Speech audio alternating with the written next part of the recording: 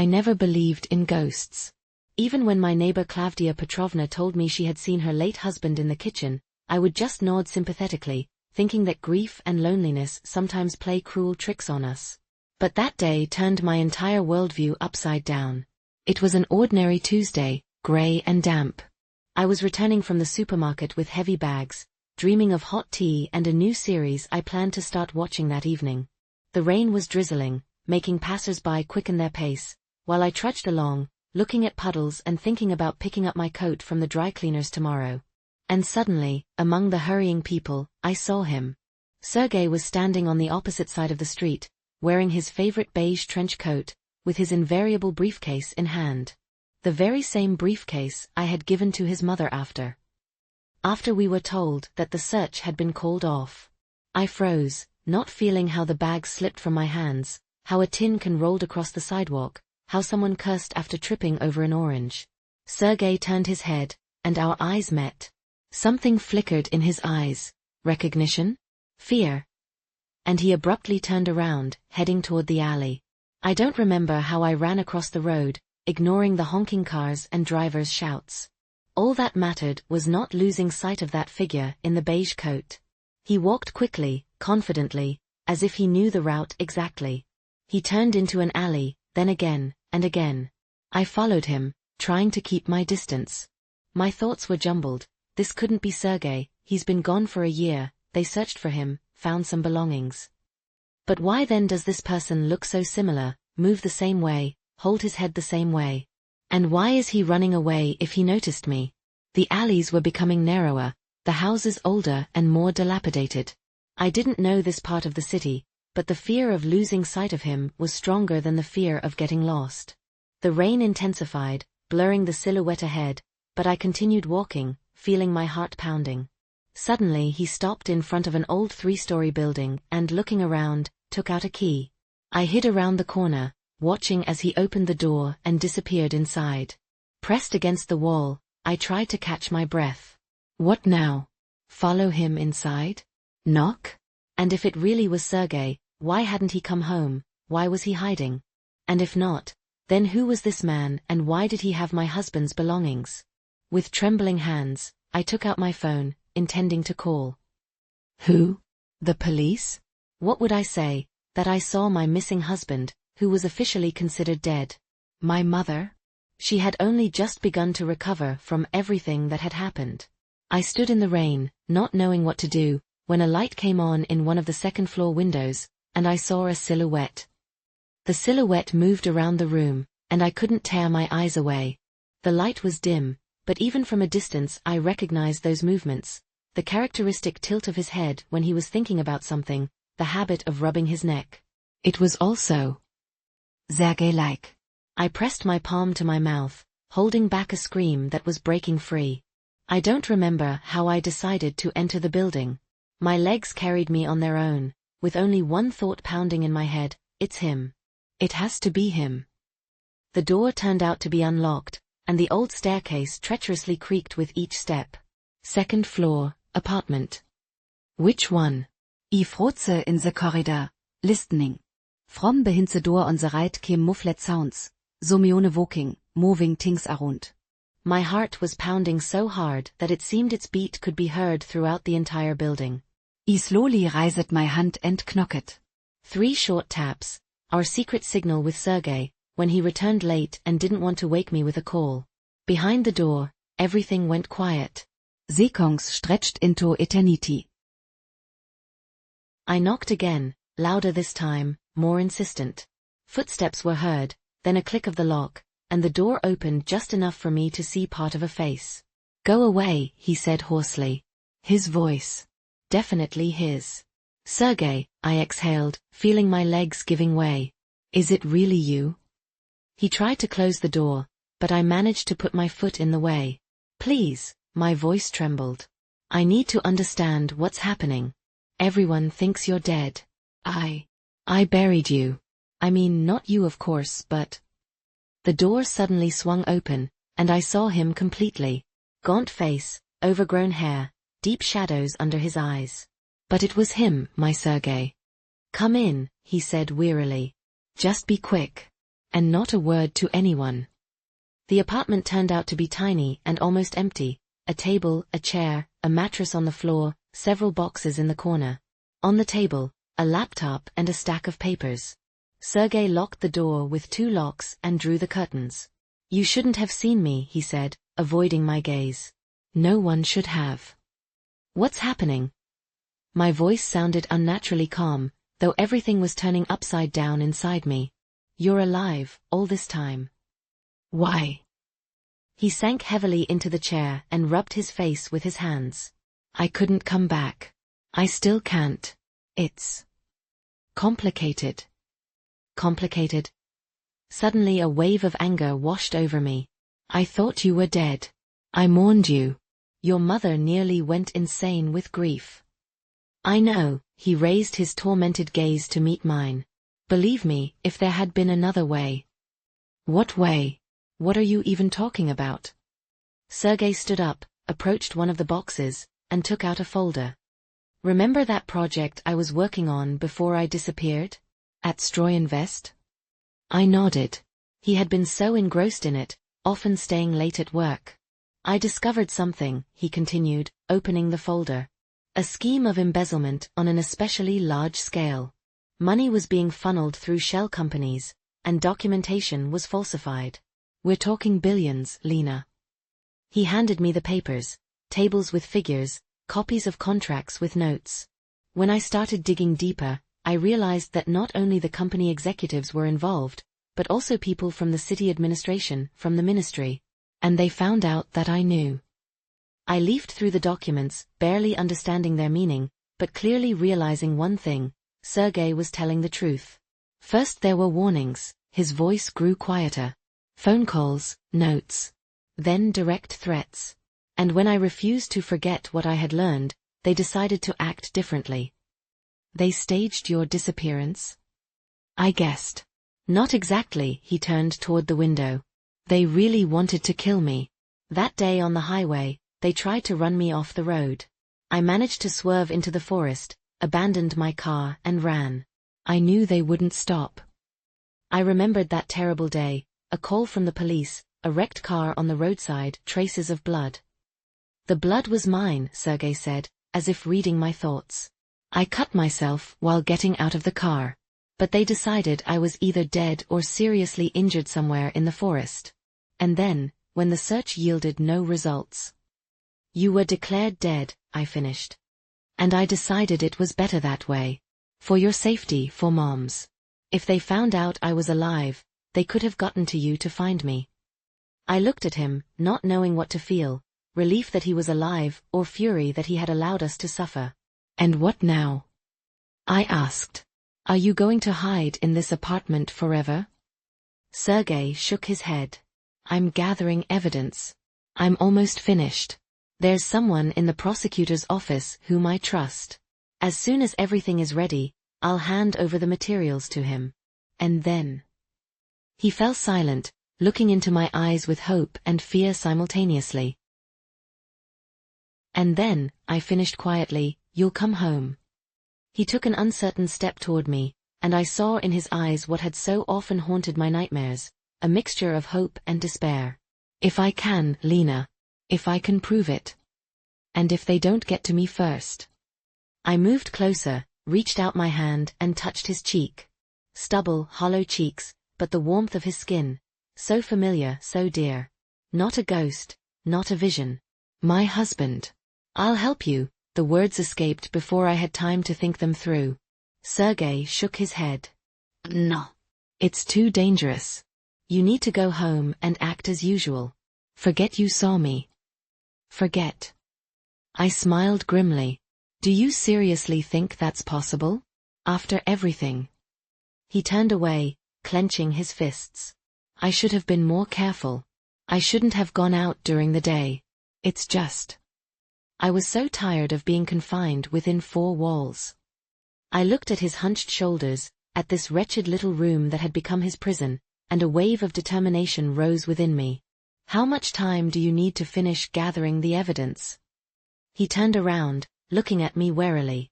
"A week, maybe 2. There are still some documents I need to obtain. And I have to make sure the chain is complete, that there are no loopholes left for these people. I nodded, considering the situation. You're not doing this alone, are you? Do you have helpers? There is someone who helps me with information from inside the company, Sergei reluctantly admitted. But it's too risky for him. We barely have any direct contact. I looked around. Laptop, papers, some printouts. Flash drives on the table. His entire life now revolved around this investigation. I can bring you food, I offered. Clean clothes. And... Lena, he abruptly interrupted me. You don't understand. If someone notices you coming here, if they start following you. Following me? I tried to smile. Who would care about me? I'm just a widow who goes to work and to the supermarket. Nothing suspicious. Sergei looked at me with a long, studying gaze. I could see the struggle within him, fear for my safety battling with his desperate need for help, for human contact after months of solitude. We must be extremely cautious, he finally said. No phone calls, no messages. When you come, check if you're being followed. Change your routes. I nodded, feeling a strange relief. Now I had a purpose, a meaning. I'll bring you food tomorrow, I said. And clean clothes. We talked for several more hours. Sergei told me about his investigation, showed me documents, explained schemes. The more I learned, the clearer I understood the scale of danger. The people against whom he was gathering evidence would stop at nothing. When it was time to leave, I could barely tear myself away from him. I wanted to stay, not let go, not believe that I would have to return to an empty apartment again, pretending that nothing had changed. Be careful, he whispered, holding me tightly in a farewell embrace. If you sense anything suspicious, don't come. I nodded, swallowing tears, and stepped out into the damp evening. The following days transformed into a strange double life. During the day, I was the same old Lena, working at the library, greeting neighbors, shopping for groceries. In the evenings, I would secretly make my way to Sergei, changing my route each time, constantly looking over my shoulder.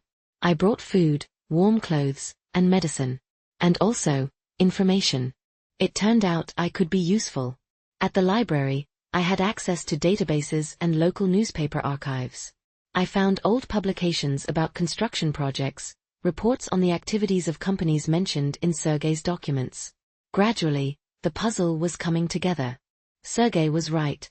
The scheme involved high-ranking officials and major businessmen. Money allocated for social projects was being embezzled on a massive scale. If we can prove this, Sergei said, leaning over the papers, if all this becomes public knowledge. He didn't finish, but I understood. This would not only restore justice but would also allow him to return to a normal life. To us. One evening, about 10 days after our meeting, I noticed a dark car parked across from my building. 2 men sat inside with the engine running. Normally I wouldn't have paid attention, but after everything Sergei had told me, my vigilance was at its peak. I walked past, pretending not to notice them, but my heart was pounding wildly. Instead of going up to my apartment, I entered the neighboring entrance, climbed several floors, and looked out the window on the landing. The car was still there. That evening I didn't go to Sergei's. I called my mother, talked to her at length about trivial matters, knowing that if I was indeed being followed, they might be tapping my phone. Then I took a bath and went to bed, feeling an unusual sense of anxiety.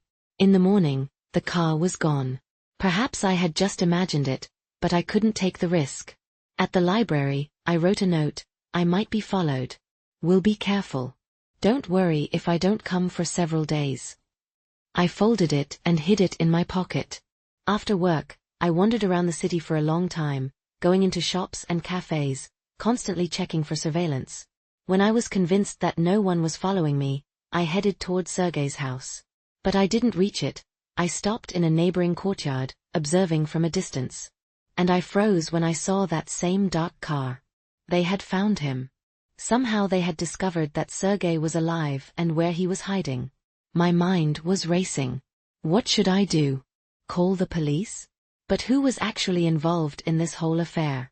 How could I warn Sergei? I took out my phone and dialed his number. The old one, the one he had used before his disappearance. Of course, he had long since changed his SIM card, but what if? The phone rang, but no one answered. I sent a message, "They're at your house. Don't come back. Let's meet where we first kissed." It was our old park, the bench by the fountain. If Sergei sees the message, he'll understand. If the phone is intercepted, there's nothing suspicious in the text. I spent 3 hours on that bench, freezing and startling at every rustle. Sergei didn't come. When I returned home, I couldn't sleep, imagining the worst. What if they had already caught him? What if all the evidence he had been gathering fell into their hands? The next day was Saturday. I called the hospital, the morgue, the police, asking if they had admitted an unidentified man. Nothing. On one hand, this was reassuring, on the other, the uncertainty was driving me crazy. In the evening, I made up my mind. I put on dark clothes, a cap, and hid my hair. I took only my keys and some money. And I went to Sergei's house, deciding I would observe from a distance. The dark car wasn't there. I cautiously approached the house, slipped into the entrance. I climbed to the second floor, listening for every sound. Silence. I knocked with our agreed-upon signal, 3 short taps. No response. The door was unlocked. I pushed it open, feeling a chill run down my spine. Inside was chaos, overturned furniture, scattered papers, a smashed laptop on the floor.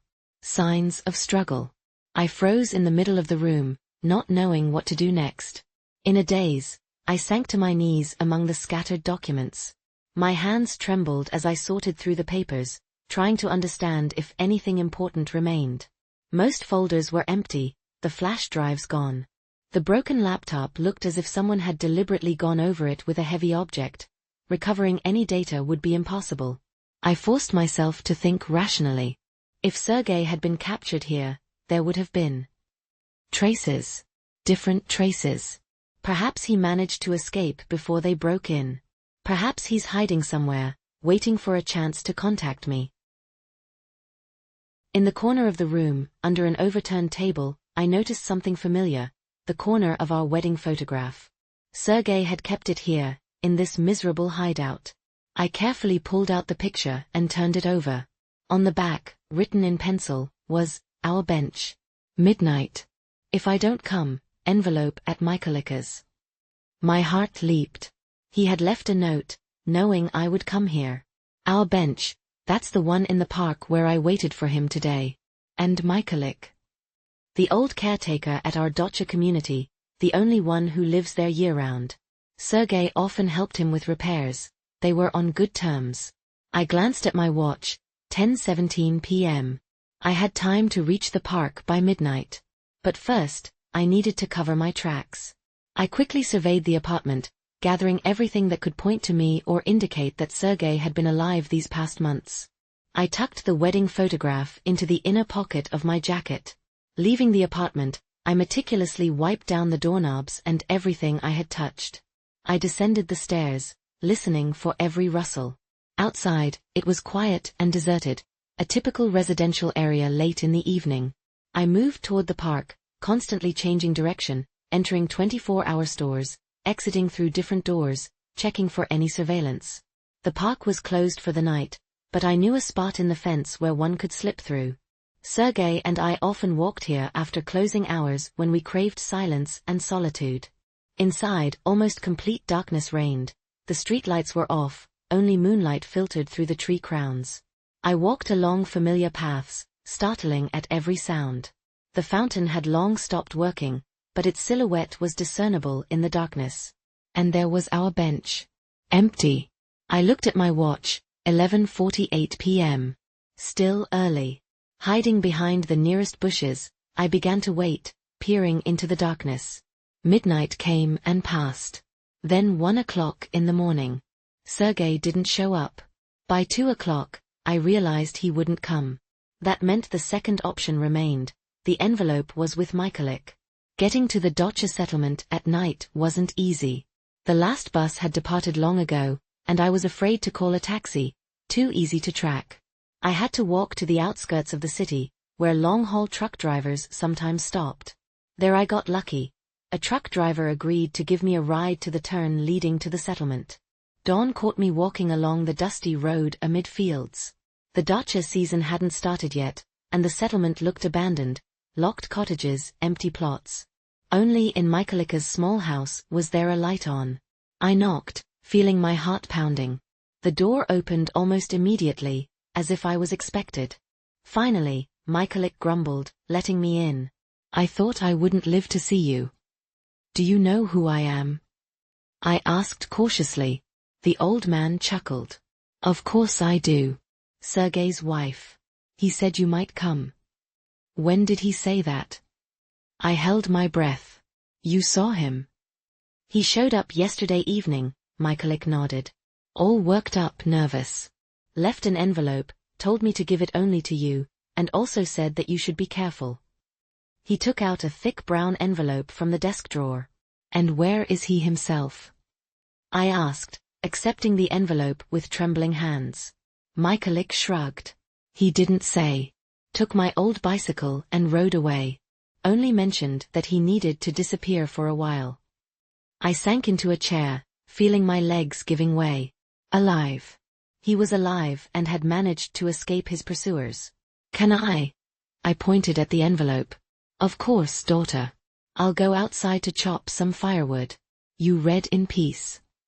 When Michaelik left, I tore open the envelope. Inside was a flash drive sealed in a small plastic bag, and a note written in familiar handwriting. Lena, if you're reading this, it means they found me. I don't know how. Perhaps I made a mistake somewhere, wasn't careful enough. But the important thing is that I have the evidence. Here, on this flash drive, is a copy of everything I've gathered. I sent the originals to my contact in the prosecutor's office, Viktor Andreevich Sokolov. Find him, tell him you're from me. He knows what to do. Don't try to look for me. I need to lay low, and the less you know, the safer you'll be. As soon as everything is over, I'll find you. I promise. Be careful. They might be watching you. Don't keep the flash drive at home, find a reliable place for it. And live your normal life. Go to work, meet with friends. Don't give them any reason to suspect anything. I love you. I have always loved you and will always love you. S. I pressed the note to my chest, feeling tears streaming down my cheeks. He was alive, and he had a plan. Now my task was to fulfill his request. Michaelik returned, tactfully coughing at the door. Seeing my tears, he silently placed a cup of hot tea in front of me. You'll stay at my place tonight, he said in a tone that brooked no argument. And in the morning, I'll drive you to the bus stop in my Moskvich. It's old, but it still runs. I nodded gratefully. A night in an empty house, away from the city, gave me time to think and make a plan. In the morning, saying goodbye to Michaelik, I asked, if Sergei appears again. I'll tell him you came and took the envelope, the old man nodded. I don't know anything else. I returned to the city, constantly looking around and checking for surveillance. I hid the flash drive in the most reliable place I could think of, in the library, in the spine of an old book that nobody had borrowed for decades. For the next few days, I lived as Sergei advised, going to work, meeting with friends, even going to the cinema with my mother. Everything as usual, nothing suspicious. But inside, I was like a tightly stretched string. I was searching for information about Viktor Andreevich Sokolov, the prosecutor to whom Sergei had entrusted his materials. I didn't find him right away. It turned out he worked not in our city, but in the regional prosecutor's office. He was an older man with an impeccable reputation, known for his principles. I was thinking through how to contact him without drawing attention. Simply coming for an appointment would have been too obvious. I needed a reason, something natural and unsuspicious. And then chance helped me. The library was hosting a meeting with lawyers who were providing consultations on legal matters. One of them turned out to be a former colleague of Sokolov's and agreed to pass him a note about my desire to consult on a family matter. 3 days later, I received a call from an unknown number. Elena Sergeevna? Asked a restrained male voice. You left a request for a consultation. Yes, I replied, trying to speak calmly. I was recommended to contact you specifically. Come tomorrow at 4 p.m. to the Laguna Cafe on the embankment. Table reserved under the name Sokolov. He hung up without waiting for a response. The cafe turned out to be a small, cozy place with a view of the river. Despite it being working hours, there weren't many visitors. A couple of students with laptops and an elderly woman reading a book by the window. I noticed him immediately, a gray-haired man in a formal suit sitting at a distant table, his back to the wall, facing the entrance. A typical habit of someone accustomed to being on alert. When I approached, he stood up, nodded briefly, and gestured for me to sit. Without saying anything, he ordered coffee for us, and only when the waitress walked away did he lean toward me. "I know who you are," he said quietly. "And I know about your husband." My breath caught in my throat. Is he all right? Sokolov gave an almost imperceptible shrug. "I have no idea. The last time we were in contact was 10 days ago, when he handed over the documents to me." Quite impressive, I must say. What will happen to them next? I asked, trying to speak just as quietly. Work is already underway, he sipped his coffee, watching me intently over the rim of his cup. But it's not a quick process. Everything needs to be verified, materials prepared for initiating the case. And most importantly, ensuring the safety of witnesses. Witnesses? I repeated. You have other sources as well? Sokolov smiled slightly. Your husband is not the only one who noticed the dishonesty of these people. But he is the only one who gathered such a comprehensive body of evidence.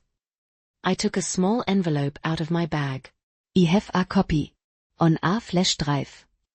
Sokolov hesitated, then took the envelope and discreetly tucked it into the inner pocket of his jacket. Good. An additional copy won't hurt. He paused. You should be more careful. You might be under surveillance. I know, I nodded. I've already noticed a suspicious car. Not just a car, he glanced at the window. Do you see the man on the bench across the street?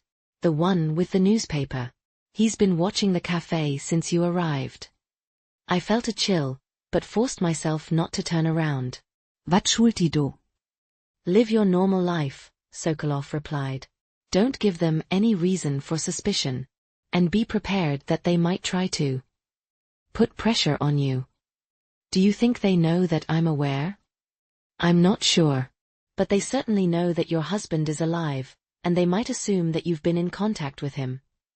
I clenched my hands to stop them from trembling. How long will the investigation take? At least 2 weeks. Possibly a month. He paused again. I have a request for you. If Sergei contacts you, please tell him that we need his testimony. In person. Without it, the case might fall apart in court. But it's dangerous for him. We will provide protection, Sokolov said firmly. A state witness protection program, if necessary. But his testimony is essential. I nodded, though inside everything tightened with fear for Sergei. If he contacts me, I'll pass it on.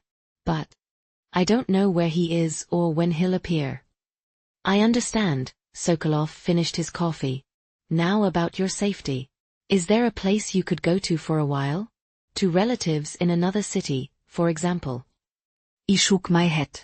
If I suddenly leave, it would look suspicious. It's better if you stay and behave as usual. He looked at me intently. You are a brave woman, Elena Sergeyevna.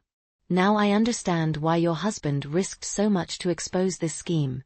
For people like you. I smiled faintly. Not for me. For Justice. Perhaps, he nodded. And now we'd better end our meeting. We've already attracted enough attention. He left money for the coffee and stood up. Stay in touch. If anything happens, call this number. He handed me a business card with a handwritten number on the back.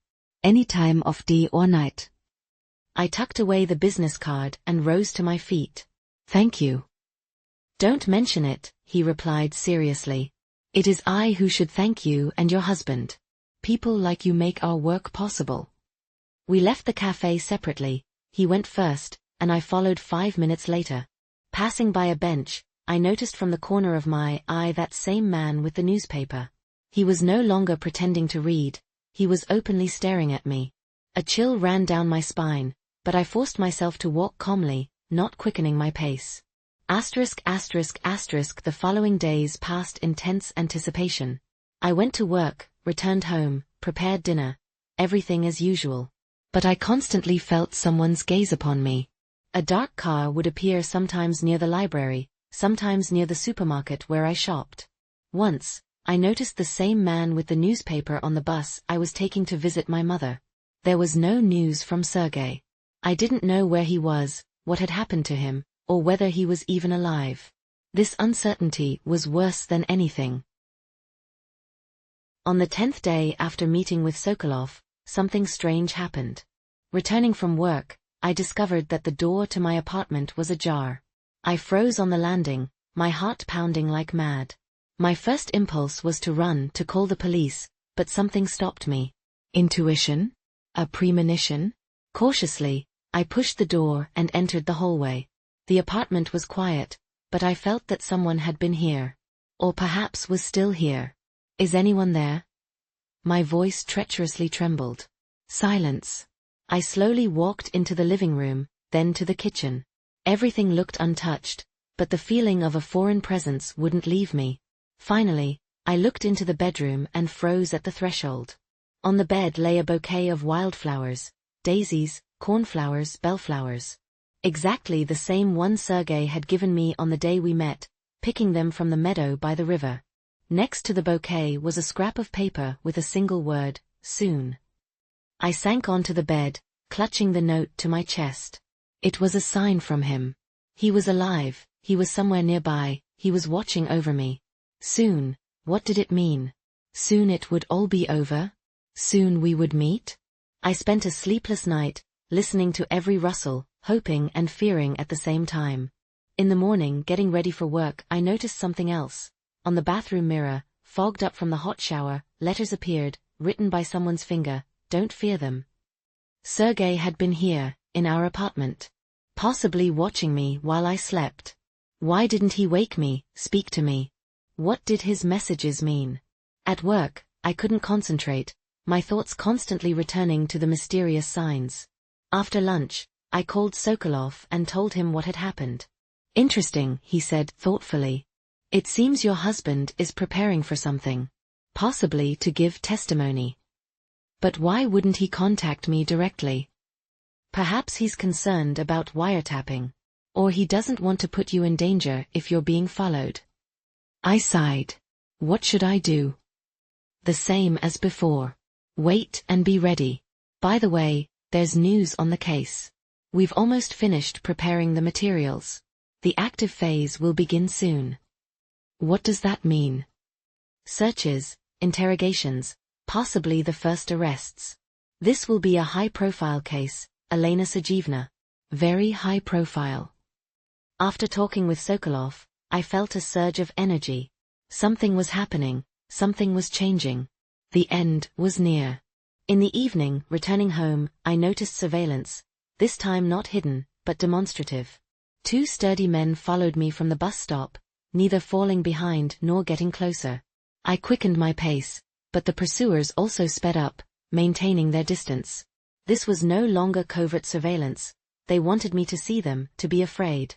My heart was pounding somewhere in my throat, but I forced myself to breathe evenly. "Don't fear them," Sergei had written. Easier said than done. Turning the corner, I saw salvation. A shuttle taxi stopping at the curb. Lunging forward, I jumped inside a second before the doors closed.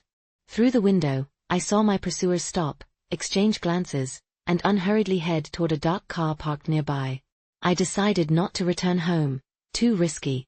I rode to the shopping mall, lost myself in the crowd, watching for any familiar faces. I called my mom, told her I'd be staying late at a friend's place. Then I sat in a cafe for a long time, contemplating what to do next. Around 9 in the evening, my phone vibrated, a message from an unknown number, Victory Square, the monument, 10 minutes. My heart leaped, it could be Sergei. Or a trap. But intuition suggested I should go. The square was a 5-minute walk away. I walked, constantly looking over my shoulder, ready at any moment to duck into an alley or a store. The evening was warm, people were strolling in the square, music was playing. I stopped at the monument, pretending to examine the inscriptions on the pedestal. "Don't turn around," a quiet voice came from behind. His voice. "Just listen." I froze, afraid to move, afraid to scare away this moment. "Tomorrow it will all be over," Sergei continued. "Sokolov is ready to act. I will testify." "Where have you been?" I whispered. I was so afraid. "I'm sorry. I couldn't risk it. You're being watched, they're hunting for me." He paused. "Tomorrow at 10 in the morning, be at the regional prosecutor's office. Sokolov has arranged everything. After my testimony, the arrests will begin." And then? My voice trembled. "What happens then, Seryoza?" "Then we'll be together," a smile appeared in his voice. "I promise." He touched my hand, just for a second, but it was enough to feel the warmth of his fingers. "Don't look back," he repeated. "Count to 30 and leave. Go to Oksana's, spend the night there. You can't go home today." "I love you," was all I managed to say. "And I love you. More than anything in the world." His footsteps faded, dissolving into the evening hum of the square. I slowly counted to 30, fighting the urge to turn around, to catch even a glimpse of him. But I didn't turn. I honored his request. Oksana, my school friend, didn't ask unnecessary questions. She fed me dinner, made up the guest room, only asking, "Are you all right? You look like you've seen a ghost." I smiled grimly. "In a way, I suppose I have." In the morning, I was at the prosecutor's office precisely at 10. The massive grey building looked like an impregnable fortress. Police officers stood guard at the entrance, checking documents. I gave my surname, and they immediately escorted me to an office on the 3rd floor. Sokolov met me at the door. "Everything is going according to plan. Your husband is already here, giving his testimony to the investigative team." "May I see him?" "Soon," the prosecutor nodded. "First, we need to complete the formalities. Please sit down, it might take an hour or two."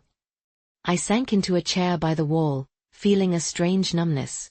Everything happening seemed unreal, as if I were watching a movie about someone else's life. Sokolov was talking on the phone, giving instructions, people were coming in and out of the office. I wasn't listening, immersed in my own thoughts. About an hour later, the door swung open, and Sergei entered, accompanied by 2 officers. Gaunt, with a grown beard, but his eyes, the same familiar ones. We rushed to each other, ignoring everyone present. "It's over," he whispered, embracing me. "It's all behind us." I gave my testimony, signed the papers. "They're starting the operation." Sokolov delicately cleared his throat. "I think it's better for you to stay here until the completion of the first phase. For your safety." We nodded without breaking our embrace. At that moment, the wail of sirens was heard outside the windows. Many of them, several vehicles. "It's beginning," Sokolov said with satisfaction. "The first arrests. Right now, the tactical team is working at the Stroyinvest office and at several residential addresses." The following hours merged for me into one endless moment of happiness. Sergei and I sat side by side, holding hands, while work was bustling around us. Phones were ringing, people were coming and going, reporting on detentions, searches, and seized documents. By evening, Sokolov informed us that the main persons involved in the case had been detained, including the deputy governor and the management of Stroyinvest. "You can go home now," he said. "But be careful. Despite the arrests, these people still have connections, money, and resources. We'll provide you with protection for the time being." When we left the prosecutor's office, it was already dark. A car with 2 police officers was waiting for us at the entrance. "They'll take you home and remain on duty," Sokolov explained as he said goodbye to us. "Tomorrow Sergei will need to come back for additional testimony." The entire way home we were silent, just holding hands, afraid to let go of each other even for a second. I studied his face, noticing new wrinkles around his eyes, gray in his hair. These months had aged him by about 10 years. At home, Sergei stood in the entryway for a long time, looking around as if not believing he had returned. "Strange," he muttered. "It's as if I just left here yesterday. Everything is the same." "I didn't change anything," I quietly replied. "I was waiting for you." That night we barely slept. We talked and talked. Sergei told me about months of wandering, about fear, about the endless longing for home. I told him how I learned to live without him, how I never believed in his death even when everyone around me urged me to accept it. "You know," he said as morning approached, "when all this began, I was thinking only about justice, about not letting them steal and deceive. But later I was thinking only about you. About how I had to survive to return to you." I pressed myself against him, listening to the beating of his heart. "The main thing is that you've returned." The following weeks turned into a whirlwind of events. Interrogations, testimonies, press conferences. The case received enormous resonance. High-ranking officials and major businessmen were implicated in the embezzlement scheme. Sergei was called a hero. Journalists besieged our house, demanding interviews. We refused to comment, trying to return to normal life. Sergei still flinched at sudden noises, waking up at night in cold sweats. I understood. Such experiences don't pass without leaving a mark. He needed time to heal not physical, but emotional wounds. A month after the first arrests, Sokolov invited us for a meeting. "The case is moving forward," he informed us. "The court has authorized the freezing of accounts and seizure of property. But there's a problem. Threats are being made against witnesses. Including against you, Sergei." "I'm not afraid of threats," my husband firmly replied. "I'll do everything necessary to complete the case." Sokolov remained silent, drumming his fingers on the table. "There's a proposal. Witness protection program. New documents, new place of residence, new job. Until the completion of the trial, possibly longer." We exchanged glances. To leave everything behind, our home, friends, work, to start from scratch somewhere in an unfamiliar place. But on the other hand, isn't this what we had already done when Sergei disappeared, and I learned to live as the widow of a man who was actually alive? "We need to think about it," I said, seeing doubt in my husband's eyes. "Of course," Sokolov nodded. "But don't delay. The situation could escalate at any moment." On the way home we were silent, each immersed in our own thoughts. Only at the threshold of our apartment did Sergei stop and place his hands on my shoulders. "I can't put you in danger again," he said seriously. "If there's even the slightest risk." "We've already been through the worst," I interrupted. "A year apart, your pretended death, my loneliness. What could be more frightening than that?" "Real death," he answered quietly. "These people won't stop, Lena. They have money, connections, resources. Even from behind bars, they can reach us." I pressed myself against his chest, listening to the familiar beat of his heart. "Then we'll leave. We'll start over. The main thing is that we'll be together." That night we talked for a long time, weighing all the pros and cons. We remembered our home, our friends, and made plans for the future. By morning, the decision had been made. "We agree," Sergei told Sokolov the next day. "But we have one condition: we want to stay together. No separate relocations." "Of course," the prosecutor nodded. "You'll be registered as a married couple. New names, new biographies, but together." "And my mother?" I asked. "I can't just disappear without telling her the truth." Sokolov pondered. "It's complicated. The fewer people who know, the safer it is. But perhaps we can arrange some controlled communication. Rare phone calls, letters through intermediaries." "That's enough," I nodded. "The main thing is for her to know that I'm all right." The following weeks turned into a whirlwind of preparations. We secretly sold our possessions, closed accounts, said goodbye to our past life. Everything happened under the supervision of Witness Protection Program staff, serious, silent people who seemed to anticipate every little detail. The most difficult conversation was with my mother. I couldn't tell her the whole truth, but I didn't want to lie either. We have to leave, Mom, I said, looking into her worried eyes. Not for long, maybe for a year or two. It's related to Sergei's work. To that case? She asked perceptively. To those people who were arrested? I nodded, not trusting my voice. You're being threatened. It wasn't a question, but a statement. Mom always knew how to read between the lines. That's why you're leaving. We will stay in touch, I promised, squeezing her hands. Not as often as we'd like, but we will. And when everything is over, we'll return. She looked at me for a long time, then shifted her gaze to Sergei. Take care of my girl, she said. And take care of yourself. You are all I have. On the day of our departure, it was raining, grey, dreary, as if the sky was mourning our former life. We were leaving the city in an inconspicuous car with tinted windows. 2 suitcases with the bare essentials. That was all that remained of our past. Where are we going? I asked, watching the landscapes flashing by outside the window. We'll find out when we get there, Sergei replied. It's safer that way. We drove for several hours, then switched to a train, then another car. I lost count, stopped tracking our direction. When darkness fell, we found ourselves in a small town by the sea. Southern, sleepy, with white houses and narrow streets. Welcome home, said the agent accompanying us, stopping in front of a small 2-story house on the outskirts. Now you are Andrei and Natalia Klimov. You came from Novosibirsk, bought a vacation home, and decided to stay permanently. He handed us a folder with documents, passports, marriage certificate, employment records, even old photographs, skillfully edited to create the illusion of a past life that never existed. Everything is officially registered, he continued. The house is in your new name, bank account, even credit history. Jobs are also arranged. For you, Andrei, a position at the local construction company, for Natalia, a position at the library. Everything as you requested. When he left, we stood for a long time in the middle of the empty living room, holding hands and looking at each other. Well, Natasha, Sergei said with a nervous laugh, do you like our new home? I like it. Andrei, I tried his new name on my tongue. Foreign, unfamiliar. But do you know what I like most of all? What? That we're together.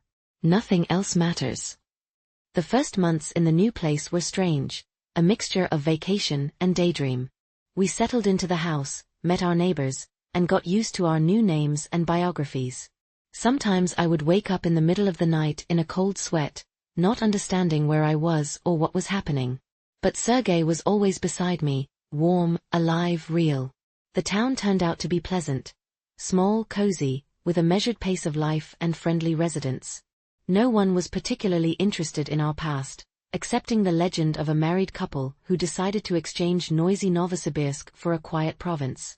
I enjoyed working at the library, few visitors, mostly pensioners and schoolchildren, and plenty of free time for reading. Sergei also quickly adapted at the construction company. His experience and knowledge proved valuable even here. Once a month, we received a letter from my mother, through intermediaries, with a 3-week delay, vetted by security services. I wrote responses, trying not to mention details of our new life, focusing instead on feelings, memories, and small things that couldn't reveal our location. Time passed. The trial of the Stroinvest case defendants dragged on. Lawyers used every possible trick to delay the verdict. We followed the news through a secure channel provided by the program coordinators. Sokolov says the case is going well, Sergei said one evening, closing his laptop. The evidence is solid, the witnesses are holding up. But, I looked up from my book. But it will take more time than we thought. Years possibly, not months. I put my book aside and went over to him, hugging him around the shoulders. We'll manage, I said quietly. Are we really so bad off here? He pulled me close to himself. No, not bad. It's just. This isn't our life, Lena. Not our names, not our home. Home is where we're together, I objected. And names. What's in them? A rose by any other name would smell as sweet. He smiled faintly. Shakespeare? The library is having a good influence on you. I just try to see the good, I kissed him on the cheek. And you know, there's a lot of good in our new life. He nodded, but I saw the shadow in his eyes. Sergei missed our former life more than I did. Perhaps because he felt responsible for everything that had happened. Or because for him, this was already the second break with the past. First the disappearance, now the witness protection program. Months passed. We grew accustomed to our new reality, made cautious acquaintances, created new traditions. For Christmas, we decorated the house with string lights, something we had never done before. In summer, we mastered windsurfing. The sea was nearby, it would be a sin not to take advantage. Sergei even began to write, first just notes about our new life, then stories. I read them and was surprised by how many hidden talents he had. Perhaps this is what helped him cope, transforming reality into stories where he could control the plot. By the end of the first year, our life had found a certain rhythm. On weekends, we would drive to the beach or to neighboring towns, exploring the surroundings. We adopted a cat, a ginger stray that came to us on its own and stayed. We named him Chance. The name seemed symbolic.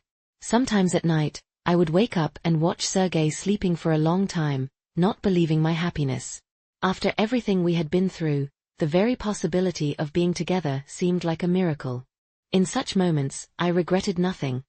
Not the lost home, not our former life, not even my real name. On our second Christmas in the new house, something unexpected happened.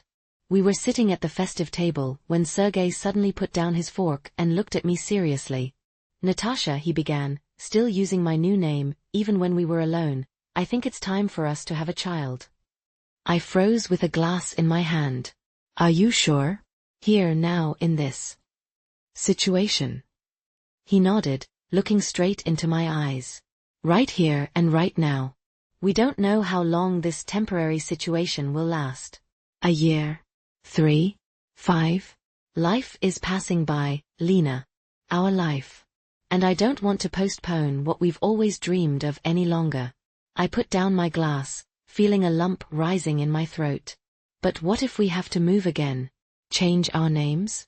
What will we tell the child? The truth when the time comes, he answered firmly. Or part of the truth.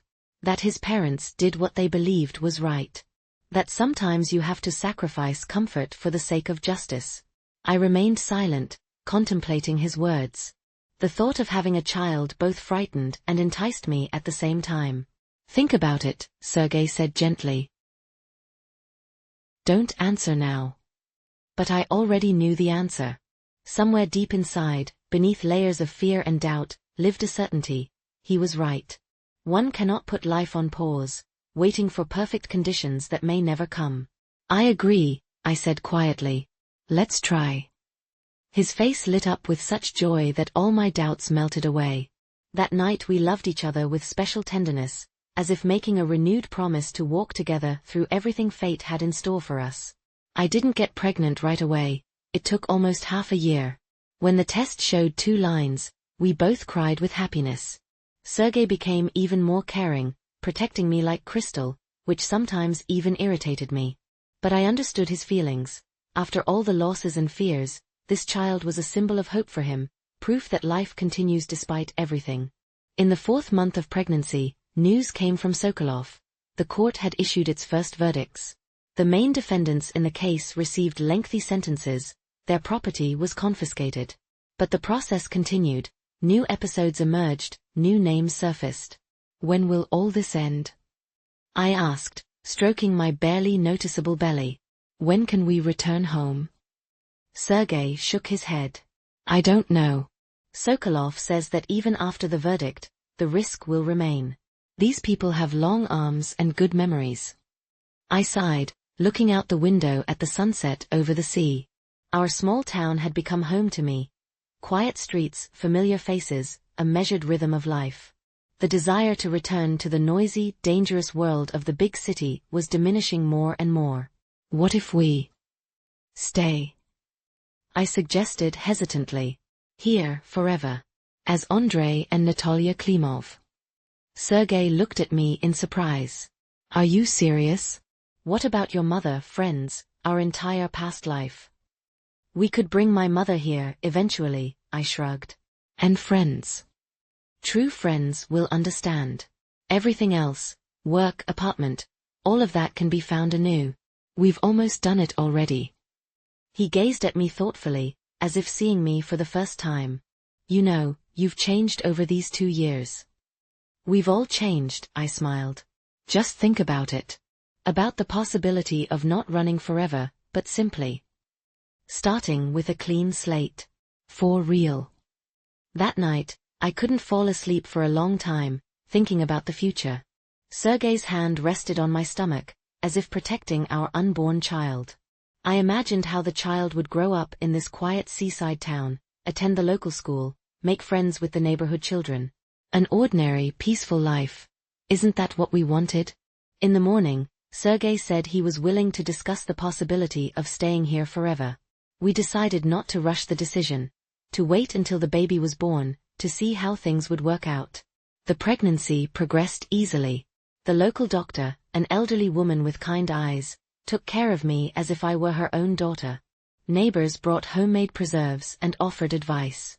The world around seemed to become softer, kinder, preparing to welcome a new person.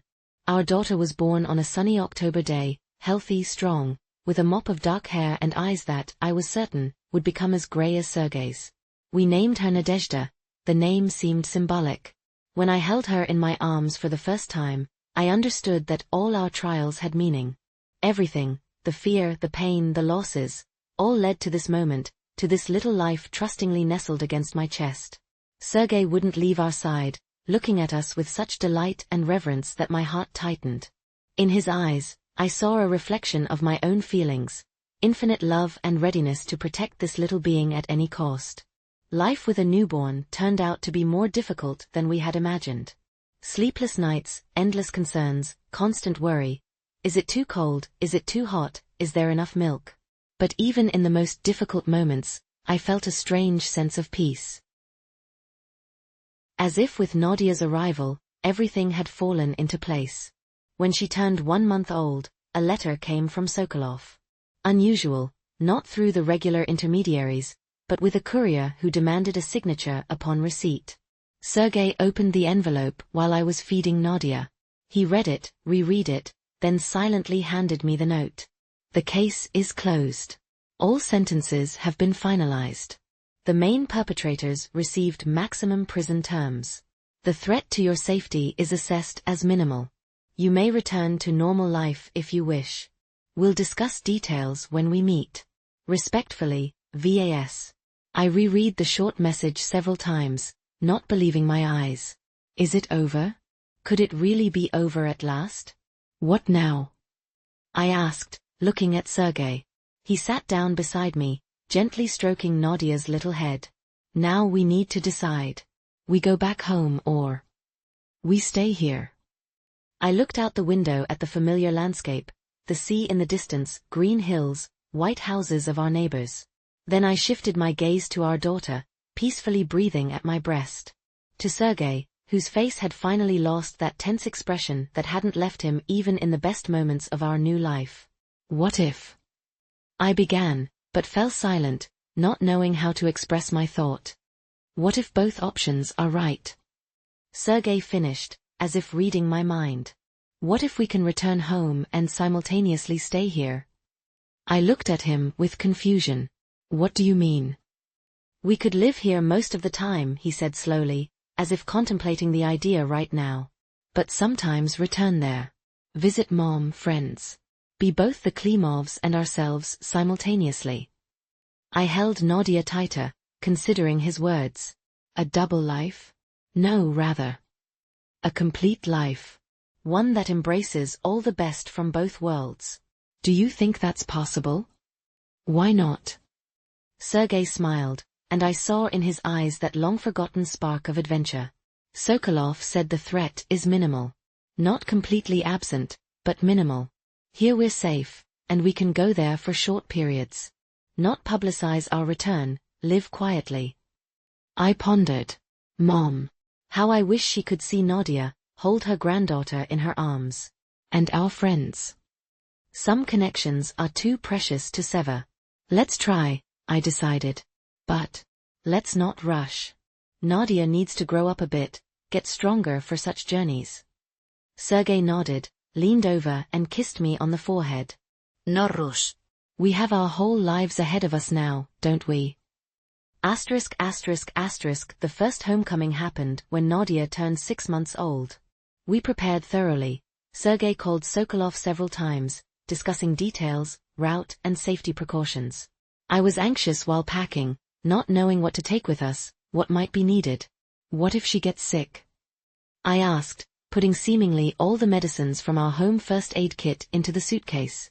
What if the climate doesn't suit her?